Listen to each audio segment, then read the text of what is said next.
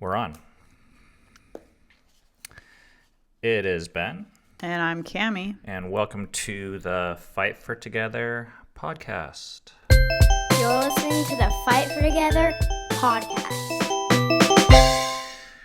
We are going to be doing this new thing today called not smoking. Yep. New Year's resolution. Just kidding. Do not recommend.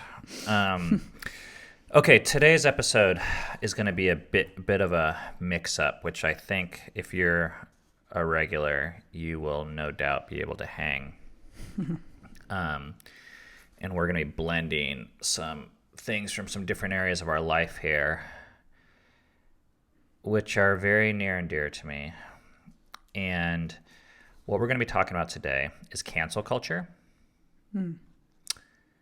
parenting, and the biggest decision on our Appalachian Trail hike, and blending those things together all in 45 minutes so we can pick our kids up from the dentist.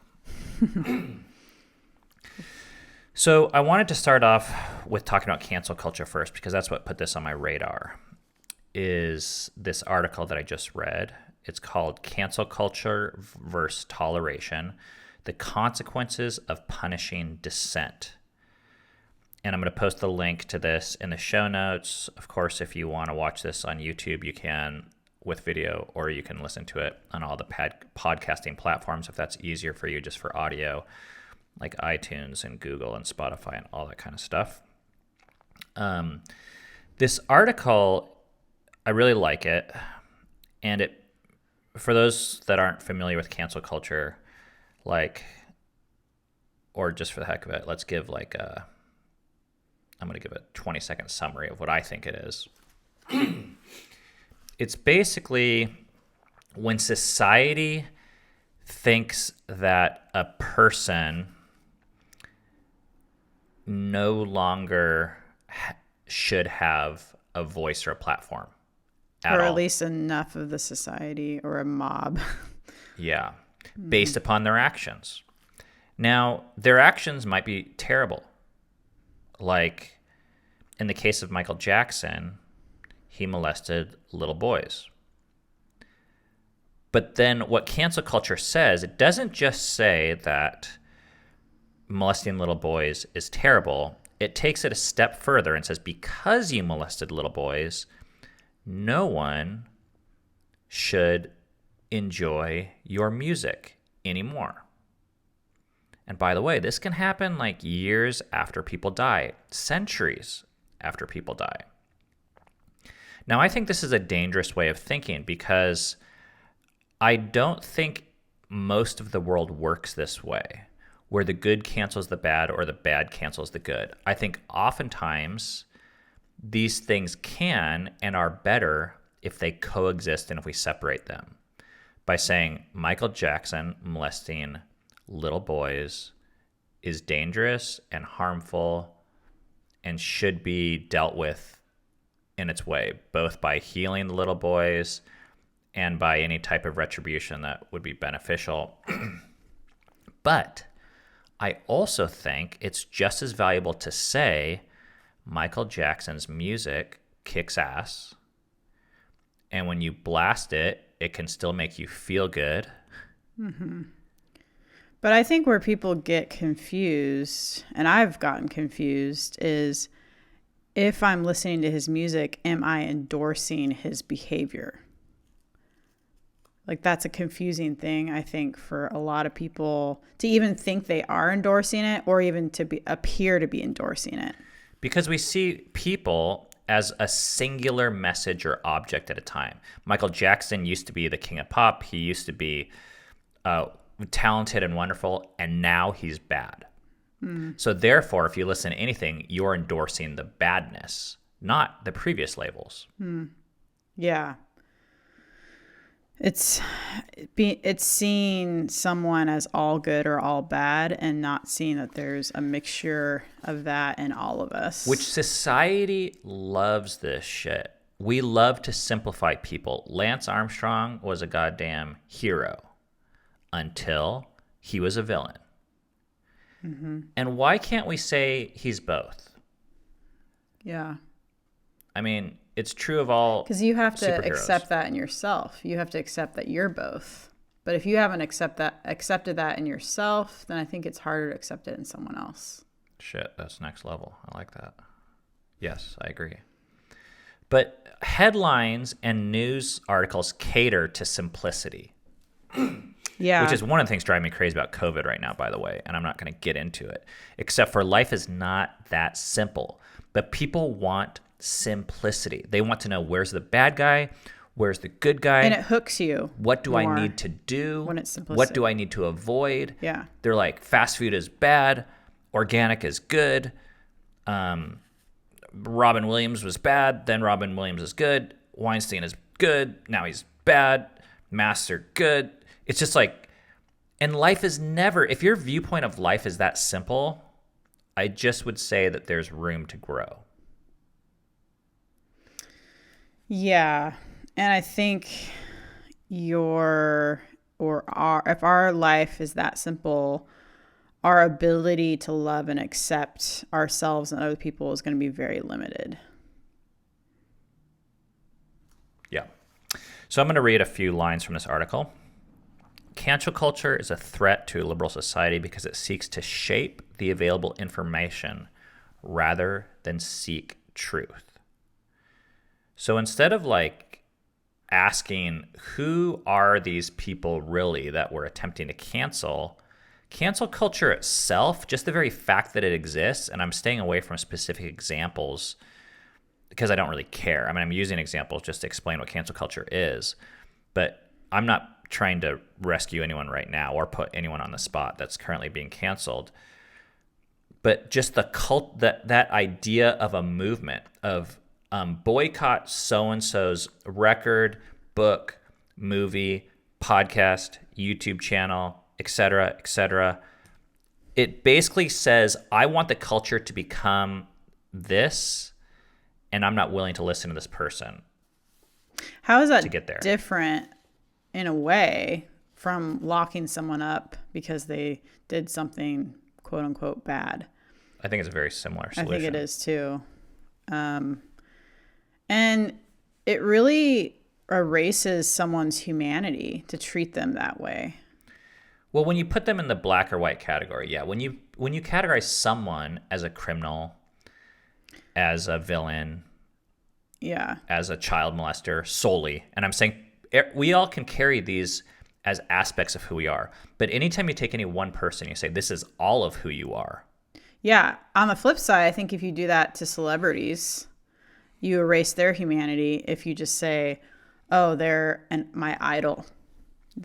Which I think is just as naive and dangerous. I agree. Because anytime you set someone up to be a hero, you're one story away from turning them into a villain. You almost have to. And it's not actually very loving to them, I don't think. Yeah. To do that. It's using someone. It's just simple. Basically, but simple way to live. Yeah. Okay, the next line. Canceling is different than healthy criticism because canceling is about shaping the information battlefield, not seeking truth. And its intent, or at least its predictable outcome, is to coerce conformity. So what people will say, this is where it gets a little bit crazy, is people aren't comfortable saying, I'm not going to listen to Michael Jackson's music. They go on to say, no one should listen to Michael Jackson's music. Now, the irony of this Michael Jackson example I'm using is I don't even think he was ever canceled. But some of the stuff he did was, I think, way crazier. I don't know how he got out of it. I mean, maybe being dead helps. But maybe, yeah. Or his family is still powerful and alive, and they were supporting him even after he was dead. well, he had some diehard fans, man.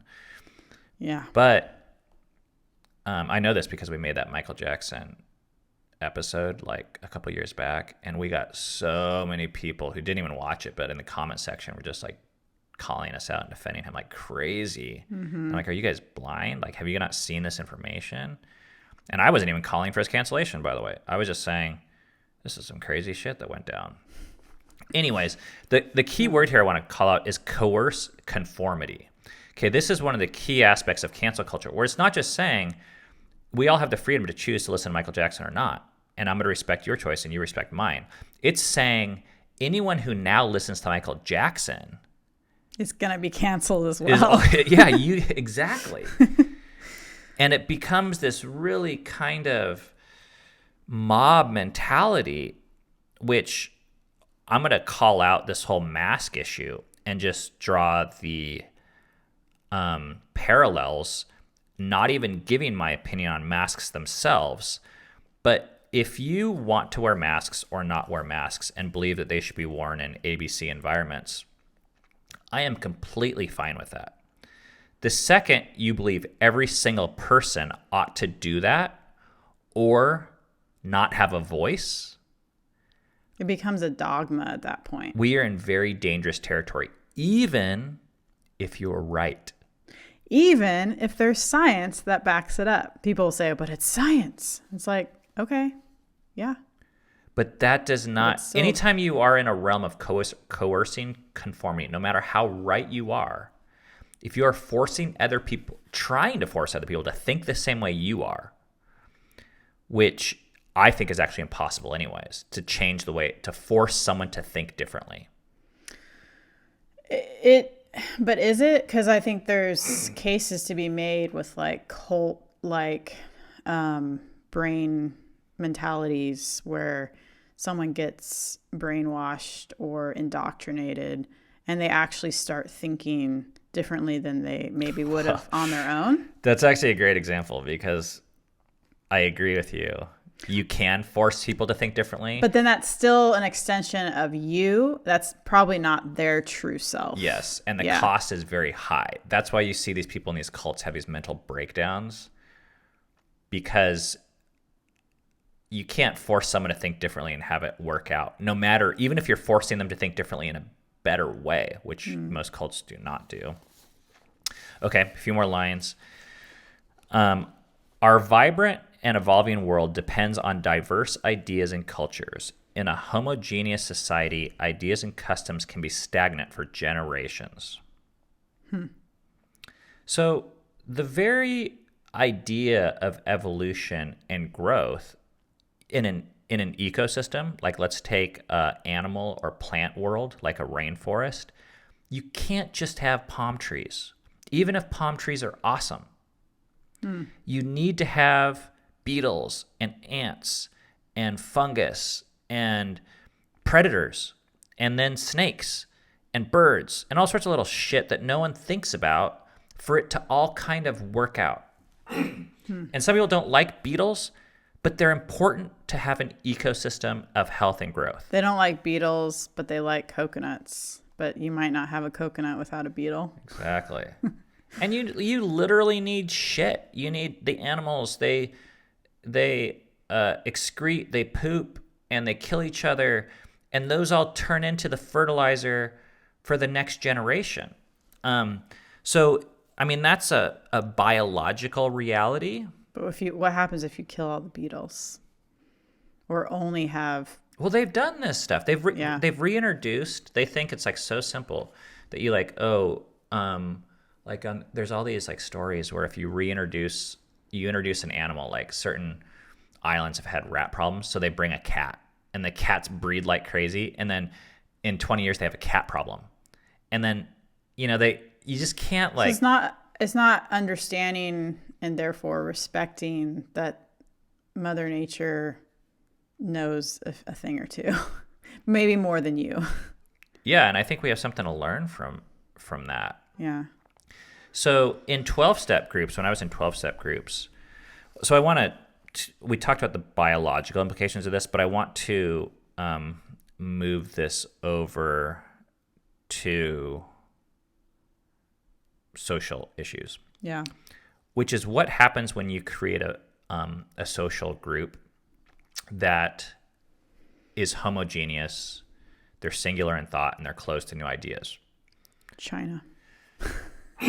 Well, okay, that's kind of big, but let's talk about smaller groups. In 12-step groups, one thing that I really found fascinating when I was attended 12-step groups for like 8 years was that they say the meeting is built for the newcomer. Now, that's a very different idea, and it's very countercultural, because I want to paint a picture for other organizations where, like in a sorority or a fraternity, you have these hazing weeks where the newcomer gets their ass kicked because it's all out of respect to be humbled and humiliated. They're not worthy until they have this done to them. Yes, and until they become kind of senior. The senior tradition is what's respected. And I think this is true in the church. I think this is true in schools. I think this is true in government, where we respect the older way of doing things, the more established way. And I don't think this is bad, by the way. But what I learned in 12-step groups is when the newcomer comes, everyone kind of drops and has this instant respect for this new energy and curiosity, knowing that if we don't acknowledge this, the group will die in the long run. So you can respect the old ways, but I feel like if you are closed-minded to any new energy or new ways of thinking, then the old ways are going to die, and people are going to die along with it, like suffer. Or they become this like shell of a thing that, you know how we have these traditions that people are doing. It's like these obscure laws that are like in the law books. Like I think in Georgia, you're like not allowed to have anal sex. Really? Like to this day, yeah. I mean, it's called like sodomy. Makes sense. And it's it like would be in Georgia. It's illegal. But it came from like the 18th century, where it just like never got changed. But there's entire organizations that exist this way, where people show up and follow the rules, and no one knows who they're for anymore or why they do it. But the rules take on this larger than life power. Anyways, moving on to this article. The peculiar evil of silencing the expression of an opinion is that it is robbing the human race, posterity, as well as the existing generation, those who dissent from the opinion, still more than those who hold it. So what this is saying is that when you silence somebody, there's a cost to the one being silenced, but there's actually more of a cost to the group itself. There's a ripple effect that happens. Yes. And seeing this in 12-step groups was so fascinating because it was very stark. Like you have these people who are like the veterans, the respected elders. Like I had this sponsor who had literally been in the group for 28 years. So this guy knew the literature inside and out. He's the one people went to for answers. And if anyone received a larger than life voice, you'd think it'd be this guy. But one of the things he taught me is that in these meetings, the newcomer has just as much of a voice, which is crazy. Just as much to offer. Yes. Some guy could show up off the street literally for the first time, and he's kind of this like dimwat. Like he doesn't know anything. Maybe he's literally drunk at the time. And yet, the person who has 28 years of experience does not have more of a voice than the newcomer dimwat. It's really inefficient. It's counterintuitive, too, I think, to how we think, at least in our culture, to think that someone new to a system has just as much to offer as someone older. So I want to now transfer this to what it looks like in a family, because I think this is a really important issue that we've dealt with a lot. Cancel culture is present in families. It's not just a cultural idea. It's a very, very common practice where when someone, and I'm just going to use the example of children, when one of our children doesn't have an opinion that we like for a lot of various reasons, it's easy to essentially cancel them and or silence their voice or opinion in specific instances or in macro ways. Yeah.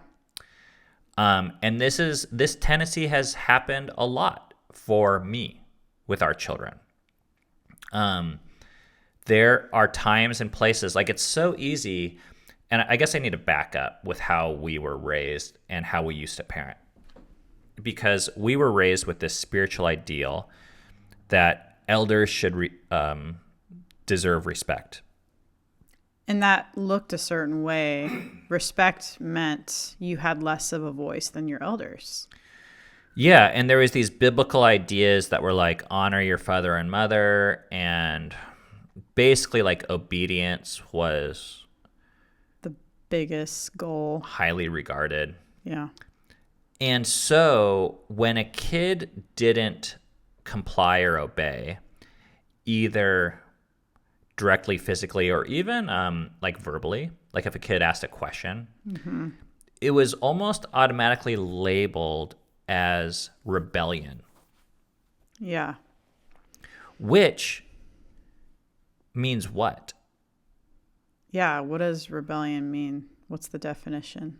Because in our culture, we see it as a bad thing to rebel. We see it as a bad thing in certain ways. We see yeah. it as a bad thing when people rebel against us, but then Or the status quo. I want to remind people, I'm not a fucking whiz at U.S. history here, but all of the U.S. is a rebellion against what? The British. The British, yeah. And we seem to be British fucking fine Empire. with that. Yeah. But then we're like, so we don't see ourselves as rebellious when it's convenient for us. But then when someone rebels against us, we're like, well, obviously. Or our ideology, if they rebel against our values. Yeah. So we're all rebellious to someone, Yeah. you know?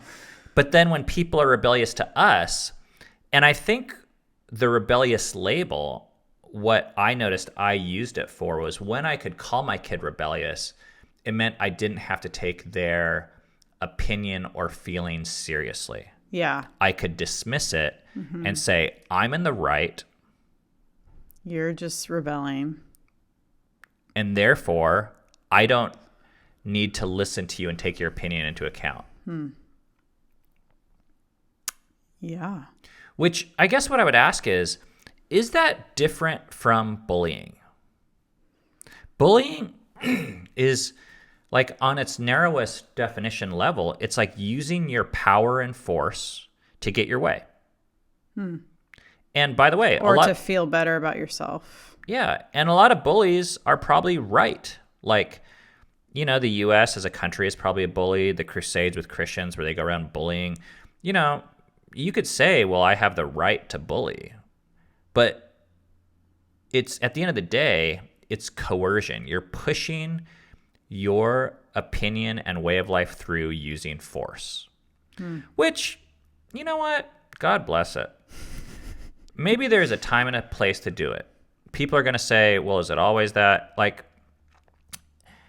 and I want to give another example of like, if my kid's on the street and they're going to jump into traffic, someone might say, well, wouldn't you pull them back? Hell yeah, I would.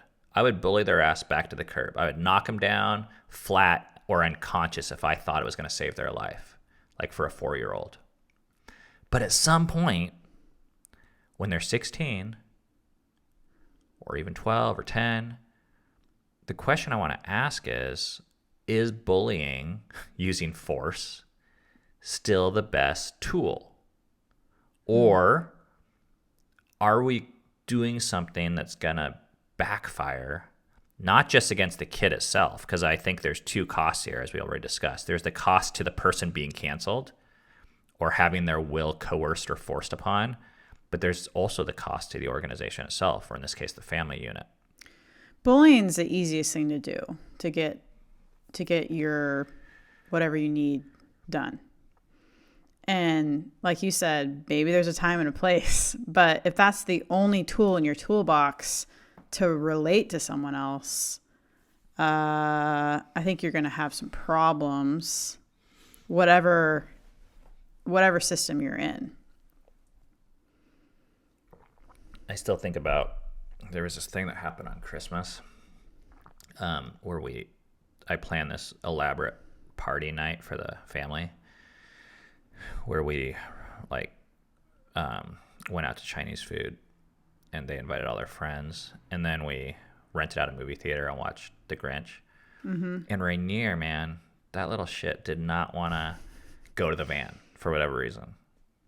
Oh, really? Yeah, he was like, he was saying, I mean, we're on this tight timeline because I have like the Chinese food is waiting. I like scheduled this shit by the minute. Yeah. And the theater was rented, and like the movie starts at a certain time, and there's like 20 people. There's always moving parts, and his 4-year-old ass was like, I want mama to put my seatbelt on. And I was like, go to the van now. Everyone's waiting. And he's like sat there. So I grabbed him and I pushed him towards the door, and he screamed the entire way to the Chinese food restaurant. And I was like, I like the voice of my sponsor from 12-step groups like haunted me, because in that moment I made the decision that basically ignoring or silencing his opinion, and your opinion was more important, which was that we need to move this minute. Now, if the other option I could have done is I could have waited and let him have his way, or talk to him what your need is. Like, your need was, we have this food waiting. I feel like I need to hurry. Can you hurry with me, please? But all that shit would have taken time and energy, and it would have taken. But really, at the end of the day, it might have taken another minute or two. Yeah, it gets inflated in our heads of, oh, this is taking so long, and you get so anxious. But I think in my mind, because I had spent all this money, I mean, I don't know, we're not talking $1,000. We're talking at least $500 on this night. And effort, like you said, you planned it all out. That in that moment, I discounted his opinion, which he was saying, because what's important to me is that we get here on time. But that's not important to him. What's important to him is that he wanted you to put his seatbelt on or whatever it was. Now, who wins? Who gets to decide? Is it always the one that's bigger? It has more power. And this is what I've learned. If you go off that mentality that whoever's bigger wins, when you do that with your kids, do not be surprised when they start bullying other people that are smaller than them. And then you later, when you're when an when old your person, frail ass can't even do a push-up, your kids are going to start kicking your ass and bullying you.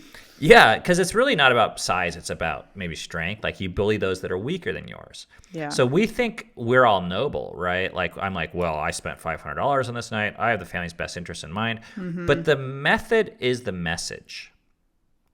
And if I bully to get my holy, awesome, great thing that's great to me, my kids are going to bully to get what they think is their awesome and great thing to them. And I might not agree with it. Most of the time, we don't agree with whatever the other person's thing is. Like Rainier didn't give a shit about my timeline or my $500. He wanted to be buckled in by you, and I didn't give a shit about his. But who gets to decide?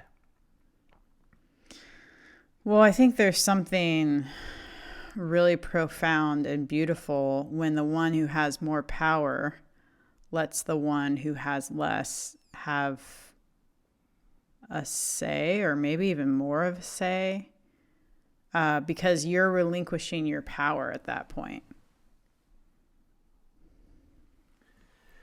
Which actually creates a more beautiful environment that I want to be a part of. But it's just not always convenient to do. In fact, it's actually when it's inconvenient that it becomes the most valuable, in my opinion. We don't have a lot of time left. We have, 15 minutes? So I want to clip along here and talk about a few things of how this actually looks in families. Cancel culture is kind of weird in our culture because we have these, there's these go-to labels. If you say the N-word, if you molest someone, or what is it now with the Me Too thing? Is that sexually harass? Yeah, sexual harass or rape or anything like that. It's an easy cancellation. Within family units, it's usually not that black or white. But we have other ways of canceling out people's voices. I think ageism. If I'm 40 and you're 18, we have these ways of making fun of teenagers as if because they're smaller, they're dumber or less valuable, or their opinion matters less. And I think it can flip the other way too. Like a 30-year-old can dismiss a 55-year-old or a 65-year-old because they're too old. Yeah, at that point. they're like out of sync with culture. They don't know how to use an iPhone or emojis or Spotify. So we're like, oh, that idiot. Like, why would I ask their opinion? Or their opinion almost doesn't matter. I already said this, but if we see it, we can label a child as rebellious. Like, oh, they smoke, they listen to punk rock, they dress a certain way, they act a certain way, they use certain language. So therefore, we dismiss their opinion on a situation. Also, I think we live in a culture where we tend to dismiss feelings outright of any age. It probably tends to be more females who, I guess, are more culturally, they cry more. Like in our culture, whether that's actually true or not, I don't know, but visibly. They're overly emotional, and females are overly emotional, and men shouldn't show certain emotions. Yes. Yeah. So when kids like throw a temper tantrum or cry or scream or pout, and by the way, those are not necessarily labels that I would recommend using, but that's how we label them as a culture. We automatically say, whatever you're feeling is dismissed because I don't like or I can't handle the medium that it comes in. Which I would actually call, and I just came up with this fucking phrase, and I think it's actually kind of brilliant, is articulation discrimination. Because we say, well, the kid's crying, and we say, well, I'm not going to take your feelings seriously unless you deliver it to me in this certain tone of voice with calm, collected English language at a 12th grade level. But the problem is the kid's fucking 4. Yeah. And the way they articulate disappointment is by screaming. Or whining or moaning. Which could be pretty damn good for a 4-year-old, actually. Like, I think it's our job as the one that has more power to ask them to draw it out. Like if we don't know what a whine or a groan or means, to ask, what's going on? Can you tell me why you're whining? Because then that helps me dismiss it less because I need the articulation, right? The 4-year-old doesn't necessarily need the articulation. Maybe they do, but I need something more than a whine because the whine is too much sometimes for me, a lot. And so I'm like, well, why are you whining? What's going on? But the actually wanting to know, sometimes I'm just like, why are you whining? And then I just want it to stop. But. And I just know what people are going to say or feel when they're hearing this is they're going to say, but if I pay attention to the whining, aren't I endorsing it? Whining, yes. But is that a bad thing? Like, what makes that?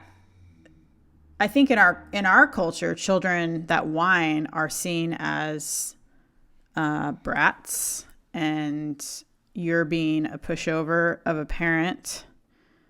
So it's like a negative thing. Well, I would just say, what's the problem with that? What's the problem with whining? And I actually think it's a legitimate question because when you get down to it, on some level, it's not going to work, right? If you become a boss that's whining, like, and you're 40 years old, it's probably not going to work. But if you're 4 years old and it's the only way you know how to articulate disappointment, who am I to say that's not good enough? And if I listen to the whine, and if my kid learns that they have a voice that's valuable, and if they also learn the older that they get, that there's more sophisticated communication techniques and they're incentivized to learn them, people naturally grow and evolve if they feel heard. Yeah. But if they don't feel heard, oftentimes they escalate things, not because they're rebellious or not because they're dumb. But they have an unmet need. Yes. Yeah. And this is where I want to get into the cost of cancellation within family. If you don't meet your kids' needs, they will go to someone or someplace else who will. I think most often this becomes peer groups. Like as parents, this is one thing that's really important to me, is to never make fun of my kids' music, even though sometimes I hate it. I think it's I think it sucks. I think it's a joke. I think it's melodramatic. I get sick of hearing it. But I never vocalize that. And I try to understand that that's an issue with me, not them. Because if I make fun of their music, guess what? They're not going to stop. They're going to listen to it, but they're just going to listen to it with someone else. And they're going to start relating to those other people that value their tastes if I'm not willing to do it. So this is why when you cancel someone's way of expressing themselves, we think, oh, aha, I won. I put them down. Well, guess what? You lost, motherfucker, because they're still going to be them. You can't change their taste in music by demeaning it. You just lost the relationship. So, I mean, that's fine, I guess, if you want to do that. But I think anything we can do to promote unity, and this is where the biggest thing that I've seen is the cost to the family. People every person is an asset of every age and every personality. If you can't see that, that's a lack of our maturity, I think. It's just like saying the beetle doesn't matter. Okay, great. You can think that, but you don't understand the damn rainforest if you think that. So it's better, I think, to err on the side of just assuming that even a crying 4-year-old is an asset somehow. They build patience. They bring joy. They bring curiosity.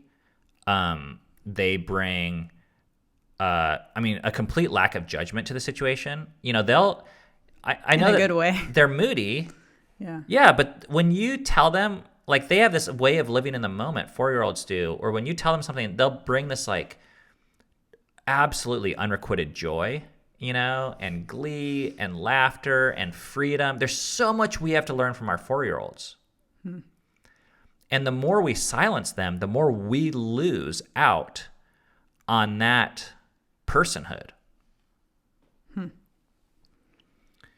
So, I mean, I can't emphasize enough. I've seen this so much in really church circles is where I was first exposed to this, I think, the importance of this. And this happened with us, where we were blacklisted from a community and a church and even family members. And it sucked. I hated it. It was lonely. But then I started to see, oh, I actually think we had something to offer. Like, we had a perspective that had the family unit or spiritual community been robust enough to include it, would have served them. But because they were so fragile, they excluded it. They're functioning in this black and white simplistic way that is pretty intolerant, pretty narrow-minded, pretty fragile. And it's simpler for them to exclude our voice and our story and our practices. But they lost out too. Yeah. So I want to finish off with our story about the AT. It was the hardest decision we made on the AT. And I'm not going to tell you what the decision was because it would be a spoiler. And this is from our book, 2,000 Miles Together, the story of the largest family to hike the Appalachian Trail. And I think this is it's one of the last 4 chapters. I don't remember exactly. But it's one of the peak lessons from the book, or from that time period for me, which I adopted in 12-step groups, which was the power of the unanimous decision. This is something my sponsor taught me, and it drove me crazy because it's so inefficient. But is the goal really efficiency? Like, do we really just want to be a well-oiled machine? Is that the highest goal? Yeah, that if something gets in the way, we chew them up and spit them out? Yeah. Or is there an inclusion principle that becomes so valuable that because this is something I learned from what the hell is his name? 7 Highly Effective Habits of Families was the book, Covey.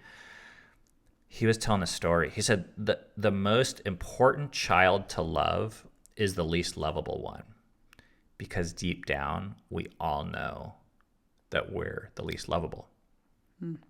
So the most important child to accept is the one that fits in the least. Because when you accept that child, everyone will feel accepted. And if you don't accept that child, everyone will deep down, they might be accepted in a certain way, but there'll be this certain uncertainty and unsafety where they'll all know that if I was my real self here, I'm in danger.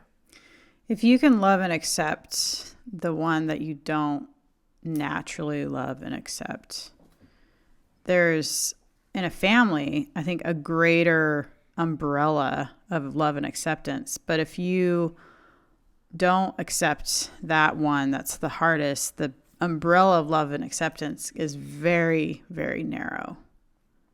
And it's not unconditional. That too, yeah. I mean, you just change. Unconditional is unconditional. Yeah. So the second you define a condition, it almost doesn't matter what the condition is, because I can almost guarantee the condition will change. Like if it's not rap music, well, in 10 years, rap music is okay. Or it's just like, you know, when I was growing up, saying fart was bad. And it's not fart now, but it's other words. So if you just have these list of things that exclude you, Yeah. the list will change, but the exclusion factor will not. So anyways, we're on the AT, and we have the most important decision of our entire hike to make, which is what are we going to do about the ending? This is in the intro of the book, so I'm not giving it away. But we were not able, after hiking 2,187 miles, minus 19 miles for forest fire, we were not able to hike the last damn 2 miles legally. So we had a decision to make. Do we do it anyways? Do we find childcare for Rainier, because he was the reason we weren't able to do it together as a family? He wasn't allowed because he was less than 6. And the one thing that was so powerful, I think about the book, and I think about our decision at the time, was the decision to make. It was the way we made the decision, not the decision itself. And the decision method was unanimity. Was that every single person had an equal say. Yeah. And we were not going to move forward until we were all on the same page, which is not efficient. The most efficient way would have been for Cami and I to announce to our family, this is what is happening. And we wouldn't have said this out loud, but this is what gets communicated. If you have a problem with it, tough luck. Yeah. Which is much easier to do in the short run, but I don't think creates the type of resilience, robustness, and the beautiful family ecosystem and structure that I'm interested in.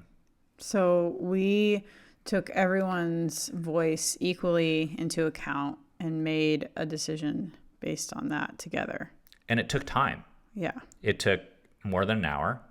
And it could have backfired. Like Cami and I wouldn't have gotten our way. But the upside was, at the end of that decision, every single person owned it. Yeah. Felt like it was their decision. Which I think investing in that type of relationship is more important to me now than getting my specific correct way. Like, as an example, okay, let's take the Christmas night. I don't think it really would have mattered that I was 2 minutes late. But I put a riff in my relationship with Rainier, teaching him that bullying is a good way to deal with conflict, that I do remember now. What are we? Almost a month later. So that just shows that the relationship is more important to invest in than any specific principle that seems so damn important to me at the time. That results in the exclusion or cancellation of a member of my family's voice. Yeah.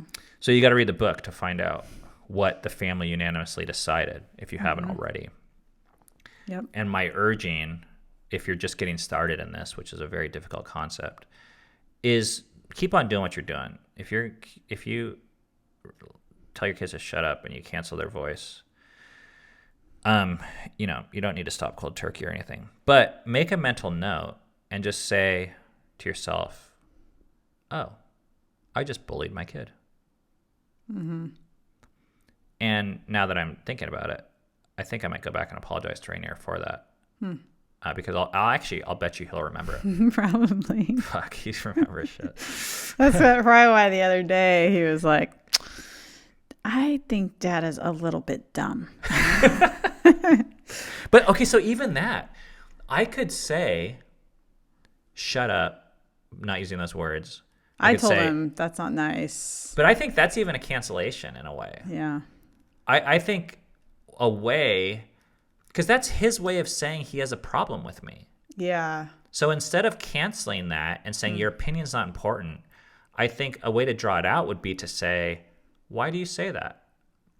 And actually be curious. And I'm going to read the final line here of this article, and I'll post the link below, but it says, when someone practices toleration, they don't just put up with something, but actually acknowledge it with a kind of open spirit.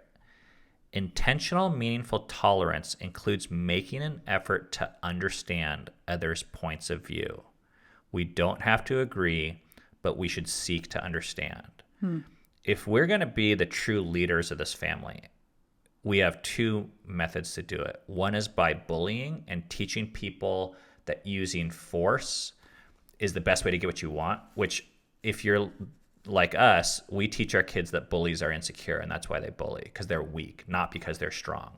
Force is a second-rate method compared to actually being able to love and include and win people over with a better way. So ultimately, being big enough to not have to shut someone up, but be able to really absorb their pain and opinion, even if you don't agree with it, I think is coming from a more powerful place. And that's the type of leadership I want to exemplify with our family. Yeah. All right, guys. Thanks for listening. You can check out the book 2,000 Miles Together, the story of our hike that contains our successes and failures in listening to our children. There's a lot of failures in there as well, if you want more specific stories that are not always pretty to share or read or hear about. You can get it on Amazon, but if you want to support us doubly, you can get it on our merch site, which is fightfortogether, one word, .bigcartel, BIGCARTEL.com. All links in the description. Thanks. Thank you. See you next time. Thank you for listening to Fight for Together. We'll see you next time.